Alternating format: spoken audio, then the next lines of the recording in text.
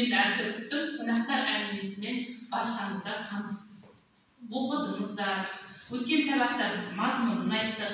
Жалпы бүгінгі тақырыпта біздер Төлен Әбдіровтың қонақтар әңгімесінің тақырыбы мен идеясына талдау жүргіземіз. Жалпы осы Төлен Әбдіровтың қонақтар әңгімесінің тақырыбы қалай? Сіздерге айттым ғой, үйден осы қонақтар әңгімесін жалпы оқып, шолу жасап, тақырыбы мен идеясын жалпы айтпа қою осы әңгіме арқылы. Кім айтады? Бұл сезім. Қонақтар әңгімесінің тақырыбы адамның адамгершілік мәселелеріне арналған. Жалпы адамның адамгершілік құндылығына арналған. Ал идеясы, Мадина, идеясы баланың ата-ана алдындағы перзенттілік парызы. Перзенттілік парызы. Жалпы адам баласы өмірге келгеннен кейін ата-ана бізді осы уақытқа дейін жеткізді, бізді тәрбиеледі, осы күнге дейін бізді оң мен солымызды танытып, әлпештеп өсірді. Ал сол өсірген ата-анамызға біз үлкейгенде не істеуіміз керек? Қамқорлық жасауымыз керек. Сондықтан сіздерге бір видеоролик әкеліп тұрмын. Соған назар аударайық. Деген ауылдың маңындағы жаңадан өзеннің бойында кемпір мен шал өсіріпті. Олардың қартайғанда тапқан Есен деген жалғыз баласы болыпты. Есеннің әкесі отбасын асырау үшін күнделікті дарияға ауыз алып, нәпақасын сонымен табады екен. Ал анасы болса, бақшалы жердің басына барып, күн ұзаққа кетпені қолынан түспейтін болыпты.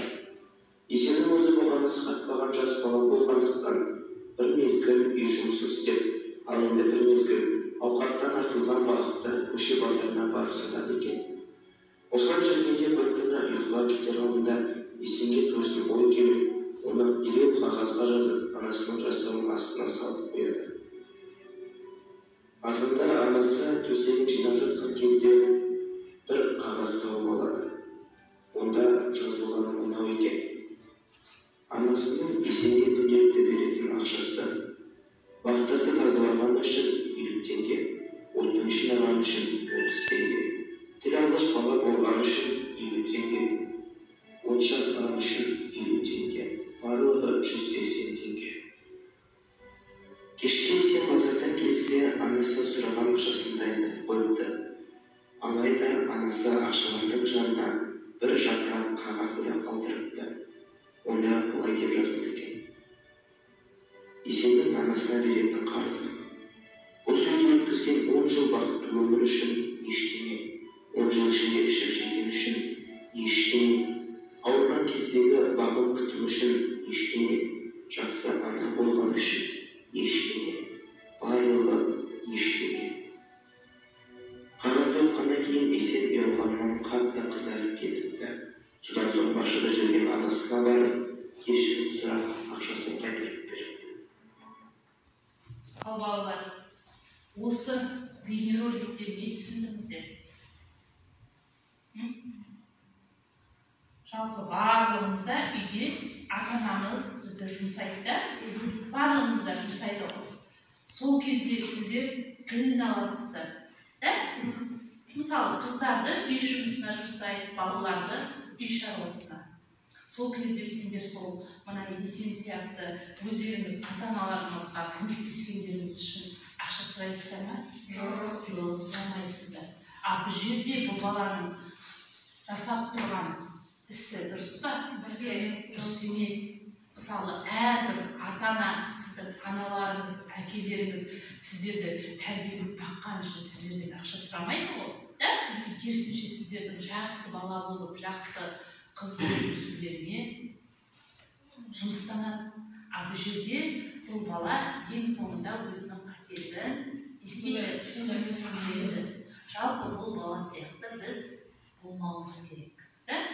Бұндай әдеттен аулақ болуымыз керек.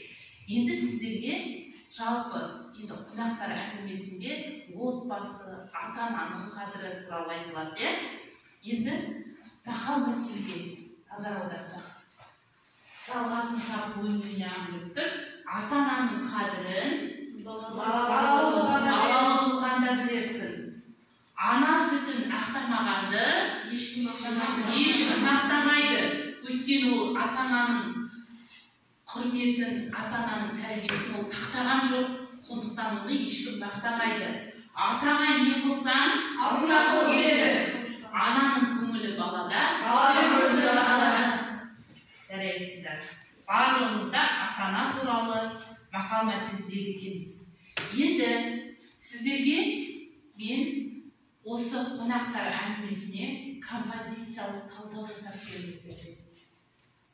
Жалпы осы қонақтар әңгімесін оқып беріңіздер дедім.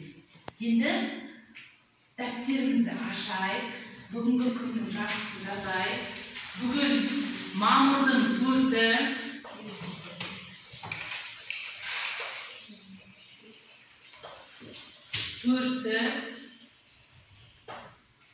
Төлен Әбдіков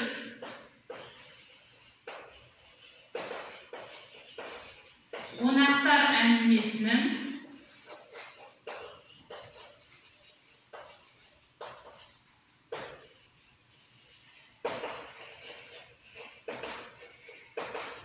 тақырыбы мен идеясы.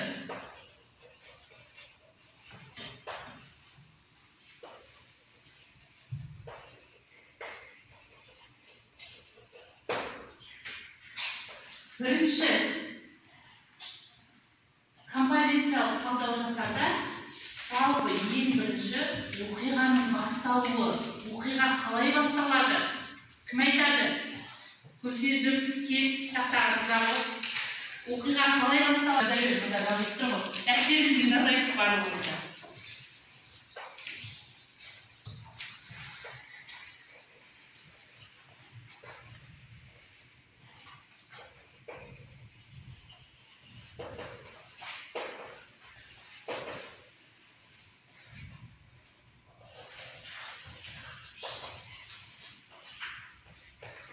Оқиға не жаздың? Оқиғаның басталуы. Ерғабыл шал мен кемпірдің әңгімесі. Отырағы. Екінші, оқиғаның дамуы. Мәдина, шырағы. Қалай дамиды оқиға? Ереген малын іздеуі, ішкі ойын. Жазағы.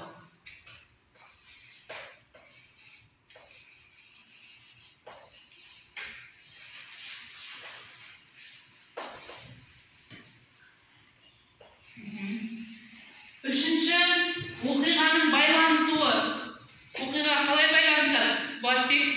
Қаладағы баланың келуі, ауыл қонақтары. Тақтағы жазағы.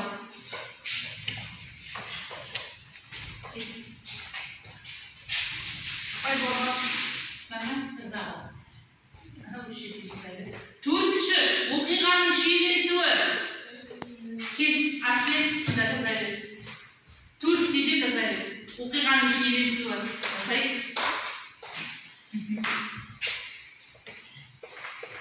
Асет не жазатсың? Мазасы кеткен қар. Жазағы, молодец. Мазасы кеткен қар.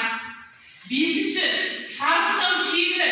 Оқиға қалай шарықтау шегі? Оқиғадағы. Сапарбекпен әкесінің әңгімесінің жараспауы дұрыс жазағы тақтаға. Бесінші. Онда жазағы бесіншіні. Алтыншы, оқиғаның шешімі. Бұл сезім. Соңғы үмітті орындалған хат. Мұнда жазағы, мұнда тақтаға. 6 деп. Балалар рет-ретімен дәптерге жаза береміз. 1, 2, 3, 4 деп мен жылдарымыздан жаздықлардың уақыт алмау үшін.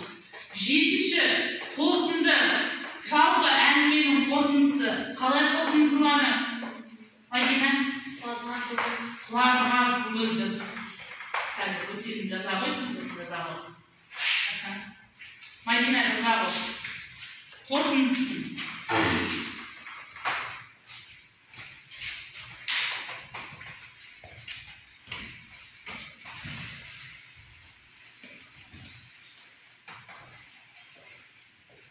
Құлазған көңіл.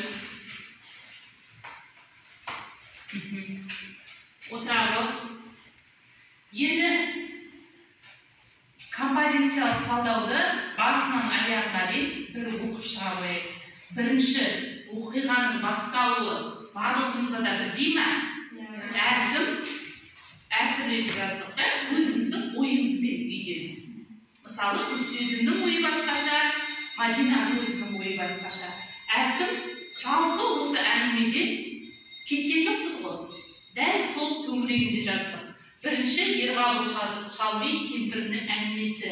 Екінші, Ерекеңнің малын іздеуі, ішкі ойы. Үшінші, қаладағы баласының келуі, ауыл қонақтары. Төртінші, мазасы кеткен қарт. Бесінші, Сапабекпен әңгімесінің жараспауы дұрыс. Алтыншы, соңғы үміті орындалмаған қарт. Жетінші, жазған көңіл. Енді сіздермен есім тап семантикалық карта. Осы сіздердің алдарыңызға семантикалық карта елестіремін. Соны жалпы орындай қойыңыздар. Плюс минус қоя қоямыз. Қай кімнің сөзі соған қоя қоямыз. Жылдам.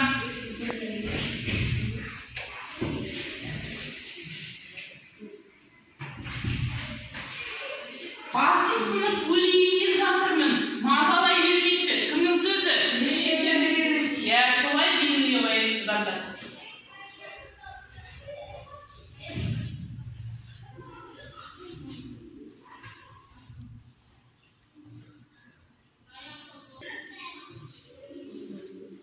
Оңай ғой да балалар? Мысалдар беруге жалпы осы әңгіме төңірегінде кітап бойынша. Жылдамдатайық. Дайынсыздар ма? Арсен оқи ғой? Бірінші. Сынып өлейін деп жатырмын. Ерекең дұрыс. Атаның сөзі. Отырағы. Екінші. Мадина. Мама деді үйдің Томаның сөзі. Тома деген кім? Сапабекті. Сапабектің жолдасы ғой Тома деген. Соның сөзі. Екінші, үшінші. Әлгі жаман қайда? Әкеліп беді деп. Гүлсезім. Әлгі жаман қайда әкеліп бедегенде Ерекеңнің сөзі.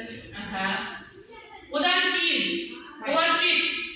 Ты что, с ума сошел? Томаның сөзі. Дұрыс. Одан кейін Айгерім. Баланы жемісті тастап кетпейсіңдер ме? Кімнің сөзі? Кемпірдің сөзі дұрыс.